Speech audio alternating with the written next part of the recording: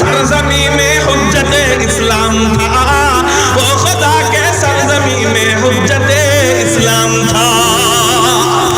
आसिम नानुतबी रहमतुल्लाह अलैहि দিনের বেলা ছাত্রদেরকে ক্লাস করাইতেন, রাত্রে বেলা ছাত্রদেরকে ঘুম পড়ায় রাইখা নিজে দারুল উলুম দেওবন্দের মুহতামিম আসিম নানুতবি যে কাসেমি লাগানোর জন্য আমরা পাগল। আল্লামা নূর হোসেন কাসেমি, আল্লামা হাবিবুল্লাহ মাহমুদ কাসেমি, আল্লামা খুরশিদ আলম কাসেমি, এই কাসেমি সেই কাসেমি। এই কাসেম নানুতবি রহমাতুল্লাহ আলাইহি দিনের বেলা ক্লাস করাইতেন, রাতের বেলা ছাত্রদেরকে ঘুম পড়ায় কই জানি চলে যাইতেন, কই জানি চলে যাইতেন। ছাত্ররা একদিন বুদ্ধি করছে হুজুর প্রতিদিন কই যায়, আমরা আজকে দেখবো।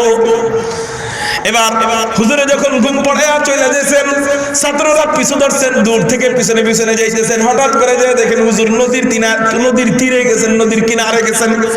ওখানে কেন যায় দেখেন, এক ব্যক্তির সাথে আলাপ করে জাহাজ থেকে মাল নামানোর কাজে ব্যস্ত হয়ে গেছেন, কুলিগিরি করার কাজে ব্যস্ত হয়ে গেছেন। ছাত্ররা মনে মনে একটু চিন্তা করছেন যে হুজুরের এত টাকা পয়সার কি দরকার, হুজুরের টাকা পয়সা কি কমতি আছে কিনা, আমাদেরকে বললেই তো আমরা আইনা দিতে পারি, আমরাই তো কাজ করে আইনা দিতে পারি, হুজুরের এত টাকার কি দরকার যে টাকার জন্য রাত্রে কুলি হইতে হয়। একটু ভিতরে সন্দেহ আসছে, হুজুরের টাকার কি দরকার। এবার যখন সারা রাত হুজুরে গাধার মতো খাটে, যখন তাহাজ্জুদের সময় হয় 3টা সাড়ে 3টা বাজে, এমন মুহূর্তে হুজুরের সর্দারের থেকে টাকা নিয়ে বাজারে চলে যায়।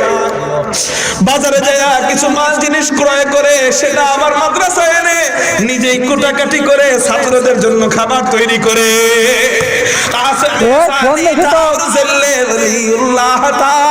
ও খোদা কে সরজমিনে হুজ্জতে ইসলাম থা।